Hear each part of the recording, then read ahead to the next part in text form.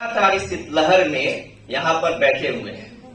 ऐसा नहीं है कि आपके कार्यालयों में कोई काम नहीं है, लेकिन आप लगातार बैठे हुए हैं। इसका मतलब है कि आप हिंदी के प्रति कितना गंभीर हैं। सरकारी कार्यालयों में हिंदी की आवश्यकता क्यों है, यह मैं कुछ भी नहीं कहने वाला हूं अपनी तरफ से। मैं कुछ तथ्यों के हवाले आपसे बात करूंगा। और आप जानते हैं कि हमारी जो संवैधानिक स्थिति है, संविधान ने ही कर दिया है कि सरकारी कार्यालयों में हिंदी की आवश्यकता है। इसलिए यह बात ही समाप्त हो जाती है कि हिंदी की आवश्यकता है या नहीं है। लेकिन अभी जिस दौर में हम जी रहे हैं, जिस बाजारवाद के दौर में हम जी रहे हैं, उसमें हमें कोई भी गृह मंत्रालय, कोई भी नराकाश का कार्यक्रम, कोई भी बैंक, किसी भी सरकारी कार्यालय का कोई नियम कानून हमको खींचता नहीं है, बल्कि बाजार हमें अपनी तरफ खींच रहा है। बाजार हमें मजबूर कर रहा है। आप देख रहे होंगे कि कोई नराकाश की बैठक में कोई प्राइवेट कंपनी का व्यक्ति तो आता नहीं है, सीईओ आता नहीं है, ईडी आता नहीं है, लेकिन आप देख रहे हैं कि जितने ब्रांड हैं उन सबका एडवर्टीजमेंट, सबका विज्ञापन हिंदी भाषा में हो रही है, बिना किसी प्रतिबद्धता की। कोई कार्यक्रम उनके यहाँ जारी नहीं होता है साल भर में कि साल भर में ये कार्यक्रम है, इतना लक्ष्य रखा गया है। बिना किसी लक्ष्य के वे लगातार, चूंकि बाजार ने उन्हें मजबूर किया है और हम भी बाजार में हैं। इस बात को हमें नहीं भूलना चाहिए कि हम सब बाजार में हैं। और उसी बाजार में जब एक निजी कंपनी अपने कामों को हिंदी में गति दे रहा है, विस्तार दे रहा है, तो स्वाभाविक है कि हम उस बाजार में हैं, तो हमें भी उस हिंदी के साथ खड़ा होना पड़ेगा। और हम हो भी रहे हैं। ऐसा नहीं है, हम अपने सरकारी कार्यालयों में जितने भी लोग जो आ रहे हैं, नए लोग खास करके आ रहे हैं, उनकी शिक्षा दीक्षा अंग्रेजी माध्यम में होती है और वो आते हैं और फिर भी वो प्रयास करते हैं हिंदी में काम करने का।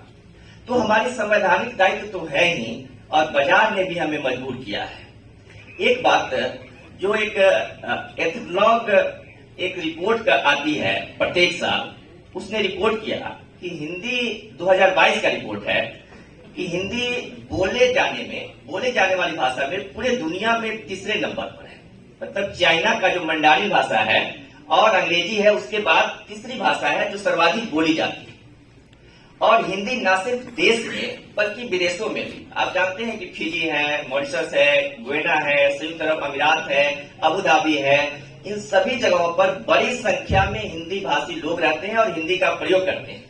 इवन मॉरिशस में तो दूसरी भाषा भोजपुरी है जो हिंदी की बोली करते हैं। तो और 150 देशों में 150 विश्वविद्यालयों में, भारत को छोड़कर, जो भारत में जो विश्वविद्यालय है उसे छोड़कर 150 विश्वविद्यालयों में हिंदी की पढ़ाई, प्रत्येक स्तर की पढ़ाई होती है।